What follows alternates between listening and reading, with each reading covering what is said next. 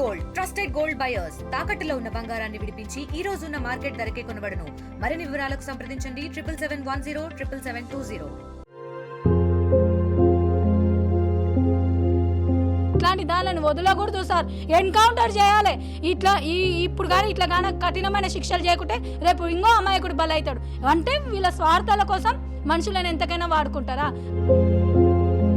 ఇప్పుడు దానిని ఎట్లా చంపేయాలి, ఎట్లా శిక్షిస్తారు? ఇప్పుడు 3 నెలల 4 లోపల బెయిల్ దొరికితే బయటకు వస్తే అవి మంచి తిరుగుతాయి. నష్టపోయింది మేమే కదా, మాకు అవసరమే లేకుండా పిల్ల మాకు ఇష్టం లేదంటే మెడబట్టి దొబ్బుతుంటే ఎందుకు వచ్చినాయి అది మా ఇంటికి?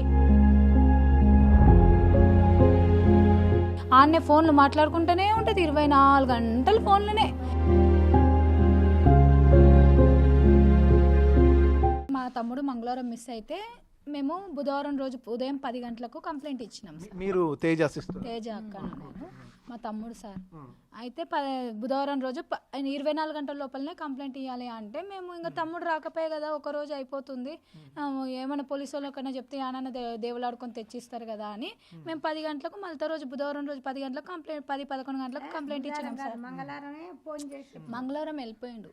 అయితే బుధవారం రోజు ఇచ్చేసరికి మళ్ళీ గురువారం రోజు పోలీస్ వాళ్ళు ఇంటికి వచ్చిన తర్వాత అడిగినారు, ఒక నార్మల్గా అడిగినారు. శుక్రవారం రోజు ఫోన్స్ అన్ని తీసుకొని చెక్ చేసిన తర్వాత శనివారం రోజు వచ్చి అందరినీ తోలుకొని పోయిండ్రు సార్.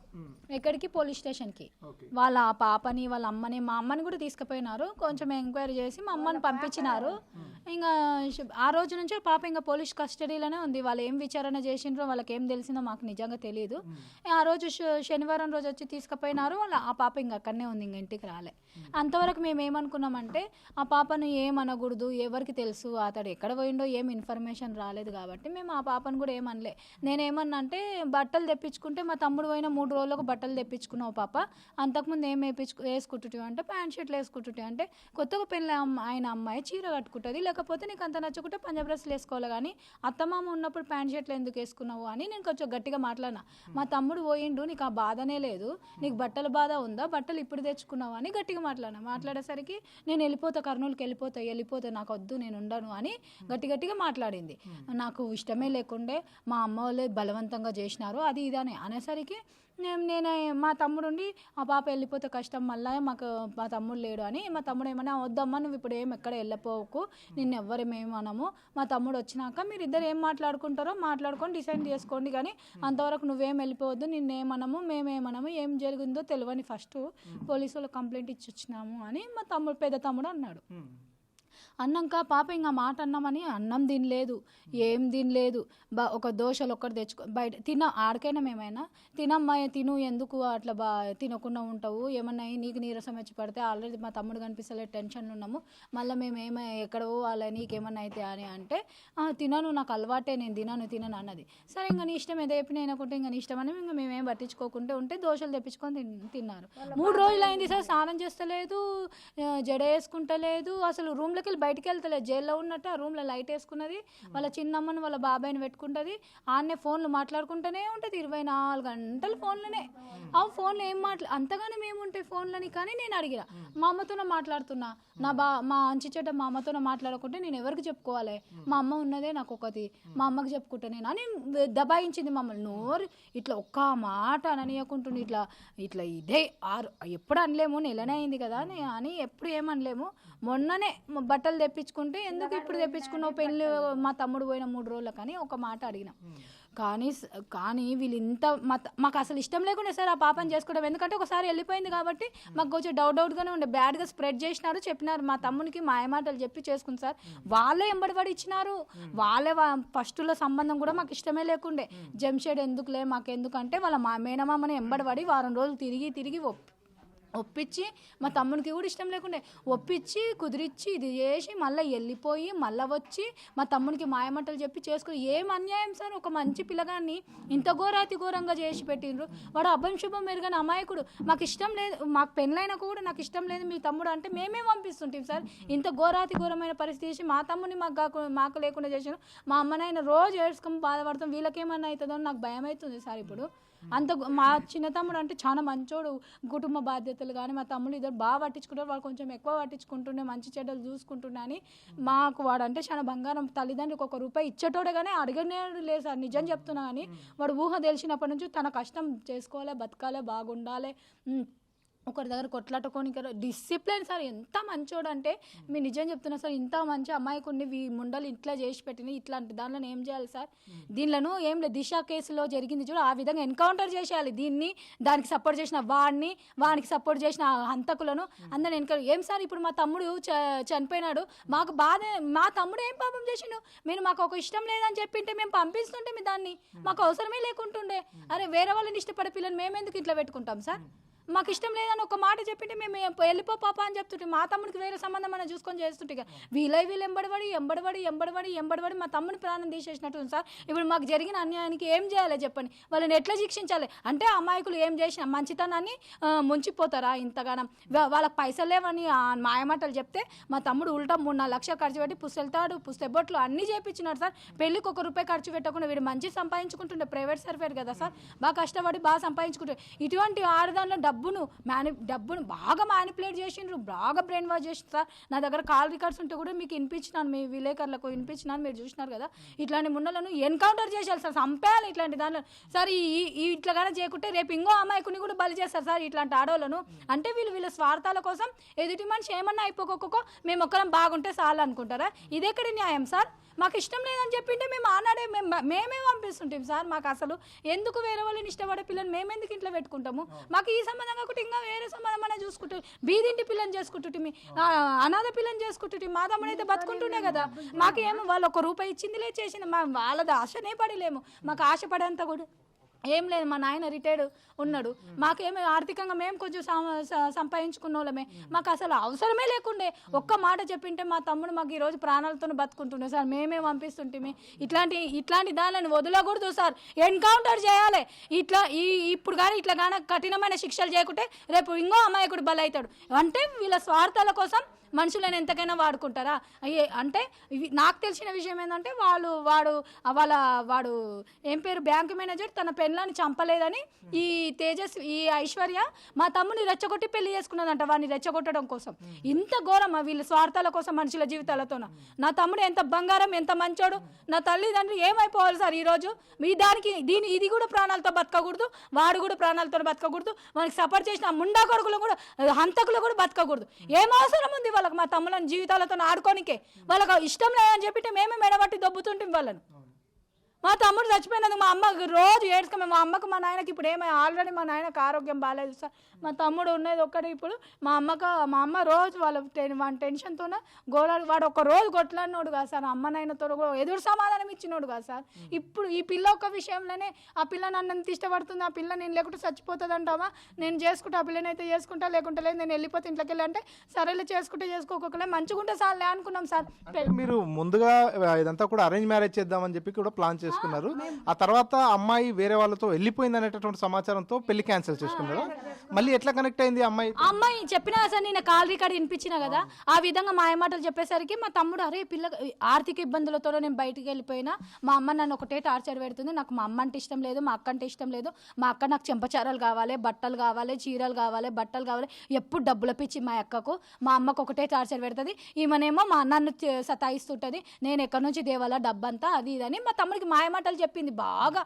అయితే మా తమ్ముడు అయ్యో ఆర్థికంగా ఇబ్బంది, నాకైతే ఒక పైసా అవసరం లేదు, నువ్వు మంచి పిల్ల నా దగ్గర హ్యాపీగా సుఖంగా ఉంటా అంటే నేను నాకు అట్లా ఏం ఇబ్బంది లేదు, నీకు నేనంటే ఇష్టం ఉంటే నాకేం ఇబ్బంది లేదని మా తమ్ముడు అన్నాడు సార్. అంటే నువ్వు అంటే నాకు చాలా ఇష్టము, నేను అంత ఇష్టపడ్డావు, నాకు వచ్చే భర్త, నన్ను అర్థం చేసుకున్న భర్త వస్తే చాలు, నేను అతనికి తగ్గట్టుగా అతను నాకు తగ్గట్టుగా ఉంటే చాలు, మనకు ఎవ్వరు వద్దు, మన ఇద్దరిని విడదీస్తే అంతకన్నా పాపం లేదని ఇవన్నీ చెప్పడం అవసరమా? చెప్పినోద్దా నువ్వు? సరేలే ఏమో జరిగింది, ఇప్పుడన్నా మంచిగా ఉండి పద్ధతిగా ఉండి సంసారం చేసుకోవచ్చు కదా. చేసుకోకుండా ఇట్లా ప్లానింగ్ వేసి నా తమ్ముడు చంపుతుంది. ఈరోజు నా తమ్ముడి ప్రాణాలు నాకు కావాలి, తెచ్చేయమని చెప్పండి సార్. ఏం చేస్తారు? నా తమ్ముడు లేకుంటే మా అమ్మనాయన ఇప్పుడు ప్రాణాపాయ స్థితిలో ఉన్నారు, ఘోర ఏడ్చుకుంటూనే ఉన్నారు. వాళ్ళకి ఏమైపోతుందో సార్, ఏజ్ అయిపోయింది. మా నాయన చూడండి సార్, ఆడ ఎంత కర్ణ కఠోరంగా బాధపడుతున్నాడు, రోజు లేచి ఏడుస్తున్నాడు. పొద్దున్న లేచి మా నాయన చిన్న తేజ అని మా అమ్మ ఏడుస్తుంది, మా నాయన నాకు ఊరికి పోనీకే కూడా మనసు రాక అట్లనే ఉన్నాయి. ఈడ నాకు స్కూల్ పిల్లలు స్టార్ట్ అయినాయి.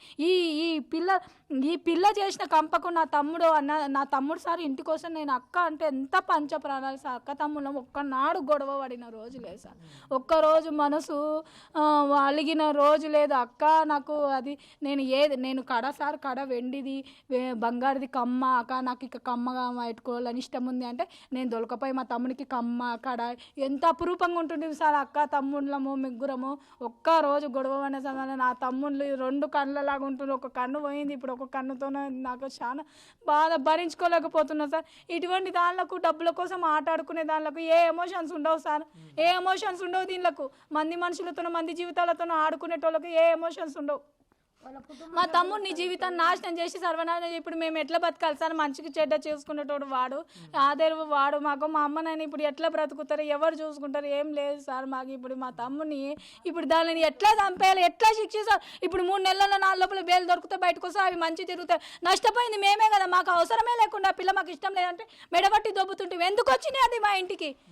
ఒక్క మాట నాకు మీ తమ్ముడు అంటే ఇష్టం లేదని చెప్పిన నేను మా అమ్మ మా వాళ్ళు ఏం పెద్దగా గొడవలకు పోయేటోళ్ళు కాదు సార్. ఇంకనే ఏమైనా మాట్లాడుతూ కొంచెం నేనే మాట్లాడతా, కానీ వాళ్ళు ఎంత అమాయకంగా ఉన్నారు చూడండి సార్. మీరే ఎంత మంచోళ్ళు వాళ్ళు. నాకు మీ కొడుకంటే ఇష్టం లేదని అంటే మేమే పంపిస్తుంటాం సార్. నా తమ్ముడు ఇప్పుడు ఏమైపోయిండు, నా అమ్మ నాయన ఏమైపోతారు సార్? ఇప్పుడు మేము ఎట్లా బ్రతకాలి సార్ మా తమ్ముడు లేకుండా భూమి మీద? ఇట్లా వీళ్ళని మాత్రం దిశ సంఘటనలు జరిగినట్టుగా ఎన్కౌంటర్ చేశారు సార్. బతకకూడదు సార్ వీళ్ళు మాత్రం, నిజంగా సార్. కఠినంగా శిక్షించారు. ఎందుకంటే నేను ఎందుకు కోరుకుంటున్నా ఈ మాట అంటే, రేపొద్దున ఇంకొక అమాయకుడు బలి కాకూడదు సార్. వాళ్ళకు ఆధారపడి వాళ్ళ తల్లిదండ్రులు, వాళ్ళ కుటుంబ సభ్యులు వాళ్ళందరూ ఉంటారు సార్. వాళ్ళకి ఇటువంటి ఒకసారి మనం కఠినమైన శిక్షలు చేసుకుంటే ఇంకొకరికి అట్లా చేయాలన్నా కూడా, వాళ్ళ స్వార్థాల కోసం చేయాలన్నా కూడా వాళ్ళు వెనక ముందు ఆడతారు. ఇంత ఘోరం చూడండి సార్, ఎంత స్వార్థంతో ఒక అమాయకుని జీవితాన్ని బలి చేస్తారా సార్? ఇటువంటి ఆడదాన్ని ఏం చేసినా పాపం లేదు చూడండి సార్. భగవంతుడైనా సరే ఇదే మాట మాట్లాడతానని నా మనసు చెప్తుంది సార్. భగవంతుడైనా సరే ఇటువంటి ఆడవాళ్ళని క్షమించాడు. ఎప్పుడైనా భగవంతుడు మంచితనాన్ని మంచినే ప్రోత్సహిస్తాడు, కానీ ఇటువంటి ఆడవాళ్ళని భగవంతుడు కూడా క్షమించాడు సార్. అందుకే ఇట్లాంటి దాన్ని చంపినా కూడా భగవంతుడు క్షమిస్తాడు మనల్ని.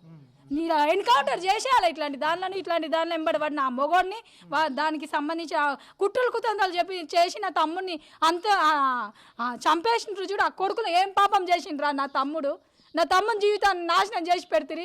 మంచోడు నా తమ్ముడు, అమాయకుడు, 10 మందికి చేతిచ్చేటోడు సార్. అనాథాశ్రమంలోకి కూడా వేలు ఇస్తుండే సార్. ముసలోళ్ళకి కూడా ఏమైనా వచ్చి సార్ మాకు ఊకే ఏమైనా చేయండి సార్ పోదామంటే ముసలోళ్ళు కదా ఫ్రీగా చేస్తుండే సార్. అనాథాశ్రమంలో ఎవరైనా చేతి చాచిందంటే ఎవరికైనా హాస్పిటల్లో కూడా సార్, ఎవరికైనా బీదోళ్ళు వాళ్ళు ఉంటే కూడా హెల్ప్ చేస్తుండే సార్. నాకు మా తమ్ముడు ఎంత బంగారం సార్. 10 మందికి హెల్ప్ చేసేటోడు, కానీ ఒక్కడిని నెత్తిన వేసుకునేటోడు కాదు సార్. తల్లిదండ్రులు అంతే ప్రేమగా చూస్తాడు, అందరిని అంతే. పెళ్ళైన తర్వాత ఎట్లా ఉంటుంది అంటే మీతో కుటుంబంతో కావచ్చు, మీ తమ్ముతో కావచ్చు, ఐశ్వర్య ఎట్లా ఉంటుంది? పెళ్ళైన తర్వాత మీరు రెగ్యులర్గా మీ తమ్ముతో టచ్లో ఉంటారు కదా, మీ తమ్ముడు ఏమన్నా చెప్పేదా కంప్లైంట్స్? ఎట్లా ఉంది తమ్ముడు, మీ మరదలు ఎలా ఉంది, మీ దాంపత్య జీవితం ఎలా సాగుతుంది అంటే మన కంప్లైంట్స్ ఏమైనా వచ్చాయా? మా తమ్ముడు కొంచెం ఏంటంటే, మా తమ్ముడు గొడవలు కొట్లాటలకు పోయే మనిషి కాదు సార్. కాకపోతే మా తమ్ముడు ఏమన్నాడంటే, ఆ పాప కొంచెము మనం చెప్తే వినేటట్లుగా లేదాక, ఆ పాపను మనకు తగ్గట్టుగా మనం మార్చుకుందాము. కొంచెము బయటి ఫుడ్, KFC చికెన్లు, లెగ్ పీసులు, పిజ్జాలు, బర్గర్లు, కూల్ డ్రింకులు అవి అవి బయటి ఫుడ్ ఎక్కువ తిందాము చేద్దాం అన్నట్టుగా ఉంటుంది. ఎవరైనా పెద్దవాళ్ళతో ఎట్లా ఉండాలి అనేది తెలియదు. ఇంకా ఏమైనా చెప్తే కూడా అర్థం చేసుకోదాక మనమే ఆమెకు తగ్గట్టుగా ఉండాలి అంటది. కొంచెం ఈ పాపను మనం మార్చుకోవాలక అని ఆ మాట చెప్పినాడు. ఆ మాట అయితే చెప్పినాడు నాకు. అంతేగాని ఈమె మీద మీ తమ్ముడికి అనుమానం రావడం కానీ, ఎవరితోనన్నా వేరే ఫోన్లు ఎక్కువ మాట్లాడుతున్నటువంటి కంప్లైంట్ కానీ అటువంటి అయితే ఒకసారి ఆ పాప ఊకే ఫోన్ మాట్లాడుతుంటే ఎవరితో మాట్లాడుతుందని మా పిల్లలకు చెప్పినాడు. బయట పోయి చూడుపో ఆ పాప ఎవరితోనో మాట్లాడుతుందో ఫోన్ అని మా పిల్లలకు చెప్తే వాళ్ళ అమ్మ అని మాట్లాడుతుంది మామ అని చెప్పినాడు. అయితే డౌట్ అయితే ఉంది, ఈ పిల్ల 24 గంటలు ఏం పెద్ద స్తమానం ఫోన్లో మాట్లాడుతుందని డౌట్ వచ్చినట్టుగా నాకు అనిపిస్తుంది. కానీ మా తమ్ముడు ఏ రోజు నాకు చెప్పలేదు. కాకపోతే మా తమ్ముడు ఏమనుకున్నాడంటే, గొడవలు కొట్లాడంటే ఇష్టం ఉండవు సార్ వానికి, కలిసిమెలిసి ఉండాలి, ప్రేమగా ఉండాలి, కలహాలు కొట్లాటలు అంటే ఇష్టం ఉండవు. ఆ విధంగా మేము కొంచెము ఆ పాపను మెల్లగా ప్రేమతోనే మంచిగా మార్చుకుందాం అనే ఉద్దేశంతో కొట్లాడలేము సార్. మంచితనంతోనే అమ్మాయి అర్థం చేసుకొని మారుతుందిలే అన్నట్టుగా మేము మా చిన్న పిల్ల ఇంకా వచ్చినప్పుడు కొత్తగానే ఉంటుంది కదా అన్నట్టు మేము సర్దుకుపోయే ప్రయత్నం చేసినాం. కానీ ఈ విధంగా ఈ పిల్ల ఇంత కుట్ర పెట్టుకొని మనసులో ఇంత పాపం జోరించుకొని ఇటువంటి స్వార్థం ఉన్నదని ఏం చేసిన పాపం లేదు. దీన్ని అట్టే ఎన్కౌంటర్ చేసి చంపాలి. దీన్ని ఇట్లా వేరే మగవాళ్ళను ప్రోత్సహించే ఇట్లాంటి ఆడదాళ్ళను ఇప్పుడు వాడైనా సరే వాని పెళ్ళానికి అన్యాయం చేసి వాని పెళ్ళాన్ని చంపేయమని చెప్పిందంటే ఇది అసలు ఆడదేనా? ఒక సంసారంలో నిప్పులు పోయడం కరెక్టేనా సార్? అంటే ఎవరితో చెప్పింది? ఆ తిరుమల రావుతో చెప్పిందా? టీవీలో చూపిస్తున్నారు కదా, ఫస్ట్ వాళ్ళ ఫస్ట్ భార్యకే. నాకు తెలీదు, టీవీలో వచ్చిన ఇన్ఫర్మేషన్ మేమైతే ఆమెను ఏమేమి ప్రశ్నించలేదు, ఆమె మాకేం చెప్పలే. కానీ ఇతనికి ఆ భార్య ఉంది, భార్య ఉన్నా కానీ ఈ పిల్ల ఎంబడి పడడం ఏంది? ఈ పిల్ల జీవితం ఇక్కడ మా తమ్ముని జీవితాన్ని నాశనం చేసిండే వీడు. వాని పెళ్ళని చేసుకునేది ఉండే, దీన్ని చేసుకుని ఎత్తుకపోయేది ఉండే, ఎవడొద్దంటుండ్రి.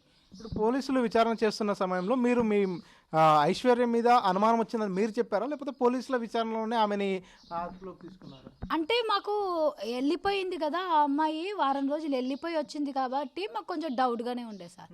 ఈ అమ్మాయి ఏమన్నా గొడవ పడిందా ఏమన్నా, ఈ అమ్మాయి మీద కొంచెం బ్యాడ్గా స్ప్రెడ్ ఉండే కదా సార్. మా పెళ్ళి క్యాన్సిల్ చేసుకొని పోయినప్పుడే స్ప్రెడ్ చేసినారు, ఈ అమ్మాయి కొంచెము మంచిది కాదు, వాళ్ళ అమ్మ అసలే మంచిది కాదు, అది ఏదో అంత గబ్బు గలీజ్గా ప్రవర్తించే వాళ్ళు అన్నట్టుగా మాకు స్ప్రెడ్ అయింది అన్నట్టు. స్ప్రెడ్ అయితే ఈ పిల్ల గురించి, ఈ పిల్ల ఏమన్నా మా తమ్ముడితోనూ గొడవ పడిందా ఏమి, ఏదైనా విషయంలో కానీ ఇది జరిగింది. ఎప్పుడు వెళ్ళిపోలేదు సార్.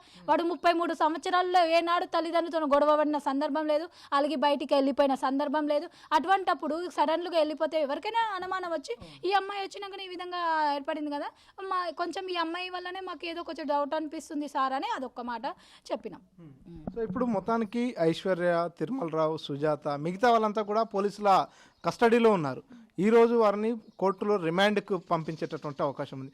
చాలా వేగంగానే పోలీసుల దర్యాప్తు కొనసాగుతుంది. ఆ దర్యాప్తులో భాగంగానే ఈ నిజాలన్నీ కూడా బయటపడ్డాయి. మీకు ఇప్పుడు ఎలాంటి నమ్మకం ఉంది? పోలీసుల మీద ఎలాంటి నమ్మకం ఉంది? ఎలాంటి శిక్షలు పడతాయని ఆశిస్తుంది సార్? పోలీస్ డిపార్ట్మెంట్కి నిజంగా నేను చాలా కృతజ్ఞత తెలుపుకుంటున్నాం సార్. ఆ పోలీస్ డిపార్ట్మెంటే లేకుంటే ఈరోజు మా తమ్ముడు మాకు దొరకకుండే సార్. నిజంగా చెప్తున్నా, పోలీస్ డిపార్ట్మెంట్కు మేము ఇన్ఫర్మేషన్ ఇచ్చినందుకు వాళ్ళు మాకు చాలా చాలా హెల్ప్ చేసినారు. మా తమ్ముడు పురుగులు పట్టిపోయింది, మొత్తం బాడీ అంతా ఇదైపోయినా కూడా కానీ అమ్మ అని పేరు మీద దొరికినాడు. కానీ వాళ్ళ ప్రోత్సాహం లేకుంటే ఈరోజు మా తమ్ముడు దొరకకుండే మా తమ్ముడు ఎక్కడో మిస్ అయిపోయినా ఎక్కడో వెళ్ళిపోయినా కానీ వాళ్ళు చాలా హెల్ప్ చేసిండ్రు. ఇదే విధంగా వాళ్ళకి అట్లా కఠినమైన శిక్షలు విధించాలి. ఇప్పుడు పోలీస్ డిపార్ట్మెంట్ చేస్తున్న పని కరెక్ట్గా ఉంది, వాళ్ళు ఈ విధంగా చేస్తున్నారు కాబట్టి, ఇంత కఠినంగా శిక్షిస్తున్నారు కాబట్టి ఇలాంటి డిపార్ట్మెంట్ ఉండడం వల్లనే ప్రజలు కొంచెం భయంతోనే బతుకుతున్నారు సార్. లేకపోతే కానీ అది కూడా జరగదు. ఈ పోలీస్ డిపార్ట్మెంట్ ఇంత కఠినమైన చర్యలు తీసుకుంటున్నారు కాబట్టి ప్రపంచం అంతా కొంచెం భయపడుకొని అద్దులో ఉంటున్నారు. అంత భయభ్రాంతిలో ఉన్నా కూడా ఈ మనుషులు ఈ విధంగా ప్రవర్తిస్తున్నారు అంటే ఇటువంటి వాళ్ళని ఇంకా కఠినమైన చర్యలు తీసుకోవాలని నేను కోరుకుంటున్నా సార్. గవర్నమెంట్ పోలీస్ డిపార్ట్మెంట్ వల్లనే మా తమ్ముడు దొరికిండు మాకు. మేము ఒకటే ఒక మాట పోలీస్ డిపార్ట్మెంట్ కంప్లైంట్ ఇచ్చినాం సార్. వాళ్ళ డ్యూటీ ఎంత కరెక్ట్గా చేసిందంటే నిజంగా చెప్తున్నా వాళ్ళకు కృతజ్ఞత భావం తెలియజేసుకుంటున్నారు సార్. వాళ్ళు కానీ లేకుంటే ఈరోజు మా తమ్ముడు దొరకకుండే. ఇలాంటి డిపార్ట్మెంట్ రక్షక భటులు అని గవర్నమెంట్ వాళ్ళు నియమించినందుకు వాళ్ళకి ఎంత కరెక్ట్గా డ్యూటీ నిర్వర్తించింది సార్. నిజం చెప్తున్నా, మాకైతే వాళ్ళ యొక్క హెల్ప్ లేకుంటే మేము అహించంతా కూడా కదిలేటోళ్ళం కాదు సార్. అదేవిధంగా వాళ్ళకి అట్లే కఠినమైన శిక్షలు విధించి అట్లే వాళ్ళు ఈ కఠినమైన శిక్షలను చూసి వేరే వాళ్ళు కూడా ఇటువంటివి చేయకుండా చూడాలని మీ యొక్క బాధ్యత అని నేను పోలీస్ డిపార్ట్మెంట్కి నేను నా రిక్వెస్ట్ తెలియజేసుకుంటున్నాను. ఇండియా పాకిస్తాన్ తాజా అప్డేట్స్ కోసం డౌన్లోడ్ చేసుకోండి RTV లైవ్ యాప్.